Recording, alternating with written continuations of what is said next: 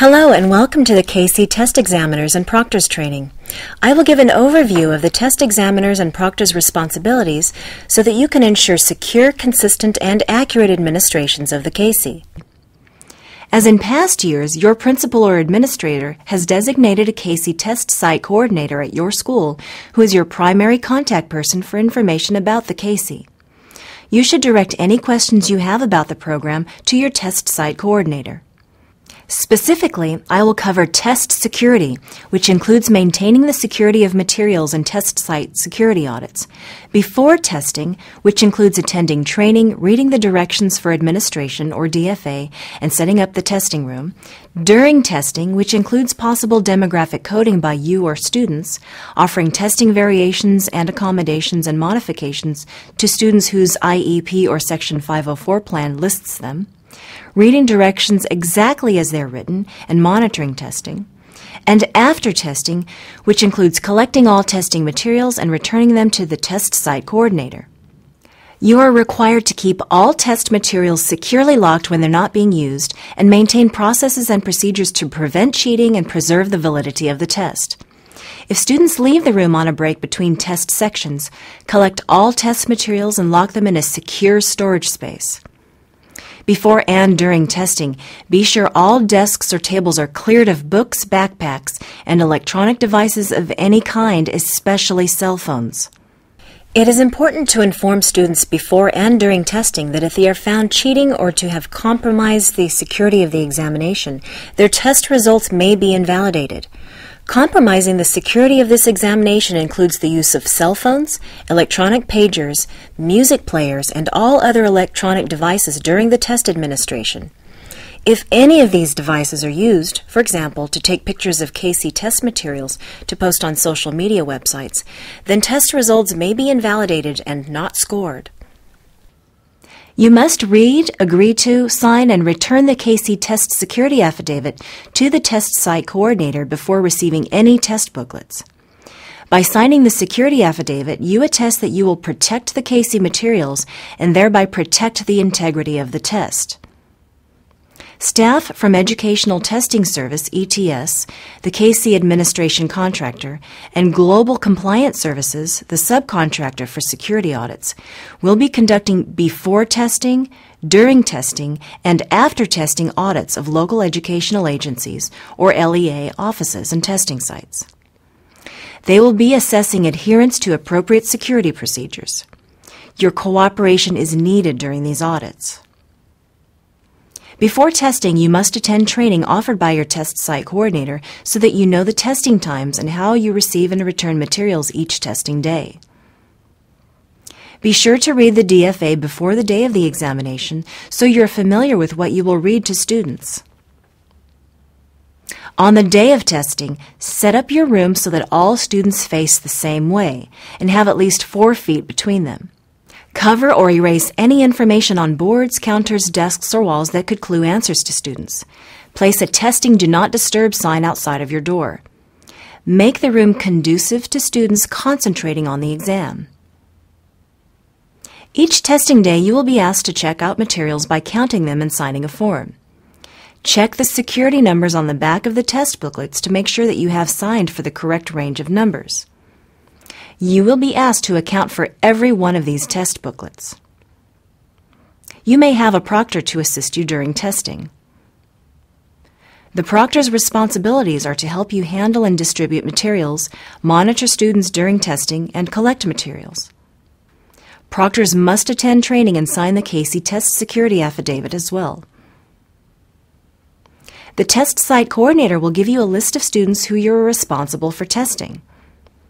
During testing, ask for identification from the students because only students on the list that you received will be tested. In addition, you must give pre-identified answer documents to the correct students. Failure to do so will result in students receiving incorrect score information. If a pre-ID answer document contains the incorrect pre-ID information for a student, give that student a blank answer document and be sure that the demographic information on pages 1, 2, and 12 are completed by the student or test site personnel as appropriate. Students who test on both days will use the same answer document. All students may use their test booklets and the blank pages in the answer document for scratch work. Scratch paper may not be given to students to use during the administration of the CAHSEE. You are required to offer the accommodations and modifications listed in students' Individualized Education Program, IEP, or Section 504 plan. Ask the test site coordinator which students should be allowed specific accommodations and/or modifications. You will need to provide a disability code on page 2 and modification code on page 12 of the student's answer document. Make sure the students only use number 2 pencils, including for essay writing. Students are not allowed to use scratch paper, ink, or correction fluid, nor should they have books, papers, cell phones, or any electronic devices on their desk. Hand out the test booklets in the order that you receive them. Ask students to enter the version number and the barcode number from the back of the test booklet onto the answer document and sign it. Follow and read the directions exactly as they're written in the DFA. This is an important requirement so that all CAHSEE tests are administered consistently. If students are to mark demographic information, refer to the list of demographic fields required to be hand-marked for schools participating in the pre-ID service provided by your test site coordinator. These fields were not included in pre-ID.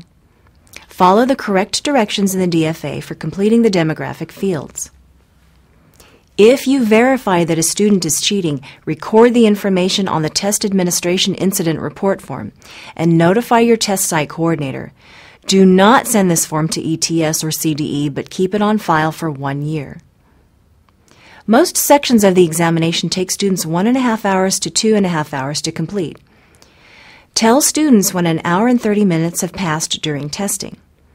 Since the test is untimed, allow students to have as much time during the school day as they need to complete the examination.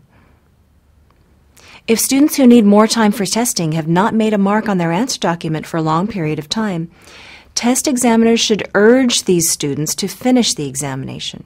If after another reasonable amount of time, approximately 10 minutes, these students have not recorded any more answers, then the test examiner should end the testing session and collect the test booklets from the students. Do not let students leave the testing room until you have accounted for all their booklets and answer documents. Remember to return an answer document for all grade 10 students, including students with disabilities, whether they tested or not. If the student that you tested used accommodations or modifications, you need to code which accommodations and/or modifications were used by this student in box 24B. First, bubble in whether the student has an IEP or Section 504 plan outlining the accommodations or modifications. Write your signature in box 24A to indicate that the student had access to the accommodations and/or modifications. If the student used accommodations or modifications during the administration, bubble box 24B. If the student did not use the offered accommodations or modifications, the test examiner still signs the answer document but does not code any of the accommodations or modifications in box 24B. Also, code box 17 on the answer document if English learners used test variations.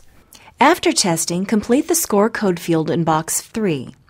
A code must be marked on the score code box 3 on the front of the answer document for every grade 10 student, even if he or she did not participate in testing. The DFA provides the score codes that must be used for this purpose.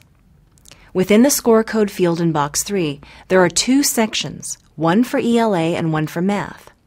Both ELA and math need to be marked on the student's answer document to be properly scored. You will need to select from the following score codes and then mark the appropriate code for ELA and mathematics. R means the student has previously satisfied the requirement by passing the CAHSEE. S means to score the student's answer document. A means the student was absent. I means that the student was caught cheating and will not be scored on this part of the examination. Z must be marked if the student is present for testing but refuses to attempt any part of the examination, or the student is assessed with the kappa. Students who will be assessed with the kappa are coded in box 23 for AYP purposes. E means that the grade 10 student was absent due to a significant medical emergency. T should be marked if the grade 10 student was previously tested in a census administration, whether in your school or in another school or LEA. M is to be marked if the grade 10 student is not enrolled the day of testing for either portion of the exam. Mark M for the non-enrolled day and the appropriate score code for the enrolled day. Codes E, T, and M are for grade 10 students only and are used to assist in the accurate calculation of your school's AYP. After testing, separate the answer documents from the test booklets and make sure that no answer documents are inside test booklets.